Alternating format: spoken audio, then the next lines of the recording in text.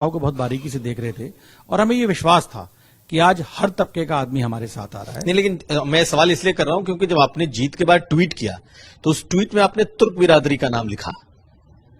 तो मुस्लिम्स में एक खास बिरादरी का नाम अपने ट्वीट में लिखा। इसका मतलब आपको लगता है कि उस बिरादरी ने आपको बहुत ज्यादा सपोर्ट किया? क्या वजह थी? देखिए क्या है कि जो हमारे यहाँ शहर का जो वोटर है वो हमारे यहाँ जो भौगोलिक स्थिति है वो थोड़ी सी अलग है। हमारे यहाँ गांव में जो इलाका पड़ता है उसमें बहुत बड़ी संख्या में तुर्क बिरादरी रहती है।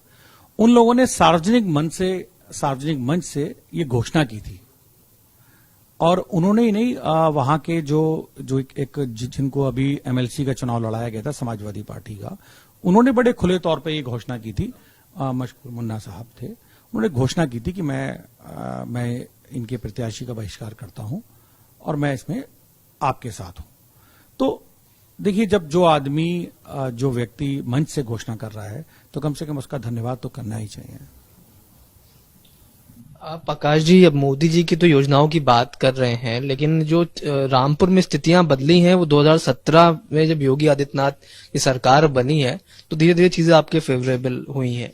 तो आपको क्या योगी जी का कंट्रीब्यूशन किस तरीके से लगा रामपुर को लेकर, खास तौर से अभी तक पिछले 6 सालों में, 5.5 सालों में? देखिए 6 साल में अगर आप बात करेंगे तो मैंने आपसे कहा ना कि इन 6 सालों में योगी जी के प्रति जो मुस्लिम समाज की जो आस्था बनी है उसका वो आप रामपुर देखिए रामपुर में जितने जो मामले, जब रामपुर का गरीब मुसलमान अपने मामले लेकर यहां योगी जी के पास आया, सरकार जब शुरुआती बनी थी तो मुझे लगता है जून के आसपास शिकायतें आना शुरू हो गई थी और 1 साल लगा था सारी जांचों को पूरा होने में। जांच होने के बाद सारे मुकदमे दर्ज हुए और इलाहाबाद हाई कोर्ट तक मुकदमे गए, वहां से उन मुसलमानों की जमीनों को वापस किया गया। तो सरकार में इतना जो आस्था थी वो वाकई लोगों ने उसको एक बहुत अलग तरीके से देखा, क्योंकि भारतीय जनता पार्टी ने कभी भी भेदभाव कभी किया ही नहीं। चाहे कोई आया हो रामपुर से, उसको न्याय की बात की, लेकिन चूंकि रामपुर में जुल्म अगर देखा जाए तो 99% मुसलमानों के साथ हुए थे, इसलिए ये बात आ रही है, वरना तो न्याय तो सभी के साथ हुआ है। देखिए मैंने आपसे क्या कहा, पिछले 6 साल की सरकार में, क्योंकि रामपुर एक अलग केस है अपने आप में।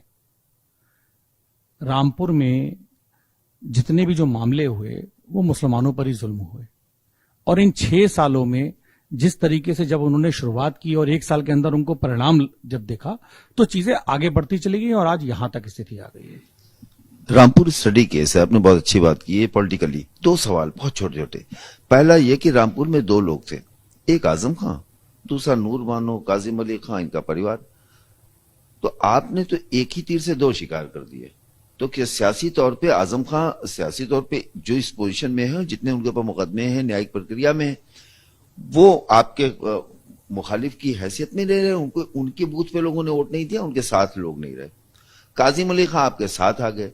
तो क्या सियासत में यह माना जाए कि आने वाले कल में आकाश सक्सेना रामपुर के वो शख्स होंगे जो आजम खां कभी हुआ करते थे? देखिए कभी ऊपर वाला ऐसी स्थिति कभी ना लाए कि आजम जैसा कोई बने, तो सियासी आजम जैसा नहीं। देखिए क्या है, हमने तो शुरू से ही जनता की सेवा में ही अपना जीवन पूरा बिताया है और हमेशा हम तो कोशिश यही करते हैं कि हम रामपुर से एक ऐसी मिसाल पैदा करें जो पूरे देश में जाए।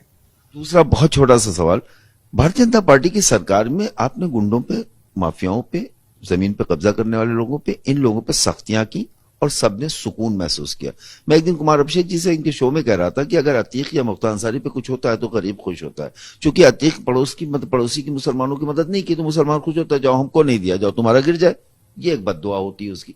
लेकिन यहां पे हमने एक चीज देखी कि आपका मैं बहुत बड़ा फैन हूं, ये मैं बताऊं, मैं कम लोगों का फैन हूं। तो उसके बाद फरासत शानू गुंडा है, जिला बदर 6 महीने के लिए बाहर, फिर रामपुर में कैसे, और भाजपा के मंच पे?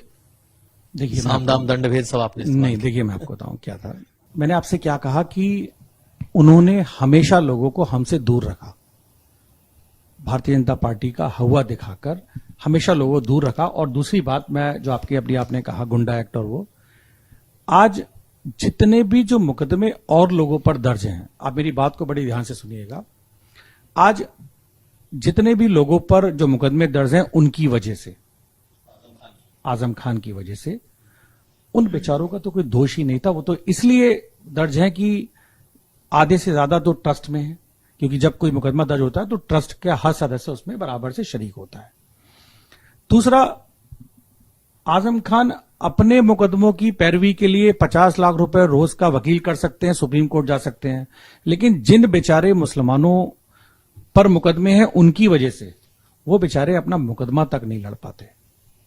एक आखिरी सवाल, जब वो आजम साहब के साथ थे तब वो दागदार थे। नहीं, अब भारतीय जनता पार्टी में आपके साथ आ जाएंगे तो क्या दूध के धुले हो जाएंगे? नहीं, मैंने आपसे क्या कहा, अन्याय के विरुद्ध जो लड़ाई है वो हमेशा जारी रहेगी, वो अलग बात है। मैं जो आपको बात कहना चाह रहा हूं, मैं वो बता रहा हूं कि कम से कम इंसान को ये तो ध्यान रखना चाहिए कि जो मुकदमे जिनकी वजह से लगे हैं उनके साथ अगर देखा जाए आज की लगभग 25 मैं आपकी इस बात से सहमत हूं, जिनकी वजह से वो उनको ध्यान रखना चाहिए था, यही सब ध्यान नहीं रखा आजम साहब ने, इसीलिए उनके आश्रय। कुमार भाई एक सवाल, बहुत छोटा सा पॉलिटिकल सवाल, क्या आकाश सक्सेना विधायक रामपुर सदर शहर विधानसभा, स्वार विधानसभा क्षेत्र जो गठबंधन के साथी को दे दी गई थी, भारतीय जनता पार्टी के खाते में वापस लाएंगे या गठबंधन ही लड़ेगा? देखिए, ये सब पार्टी के निर्णय होते हैं। इसमें एक एमएलए की हैसियत से आपकी क्या इच्छा होगी? देखिए, मेरी इच्छा तो ये होगी कि बस वहां से जीतना चाहिए, चाहे कोई जीते, हमें वहां जीतना चाहिए, पार्टी का चाहे कोई भी बस जीते, हमारी इच्छा और हमारी कोशिश भी यही रहेगी और वहां से जीतेंगे।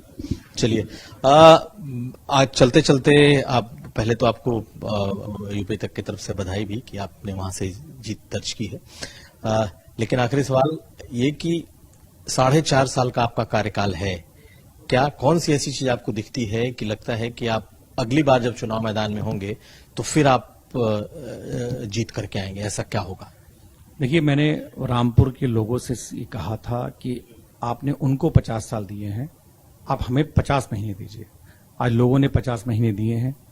मैंने शुरुआत में ये कहा था कि रामपुर एक जमाने में उद्योग नगरी था, मेरी प्राथमिकता यही रहेगी कि मैं कैसे भी करके रामपुर को जो खोया हुआ सम्मान था उसको वापस दिलाऊं और उसको उद्योग नगरी बनाऊं। मेरी प्राथमिकता है और यही रहेगी।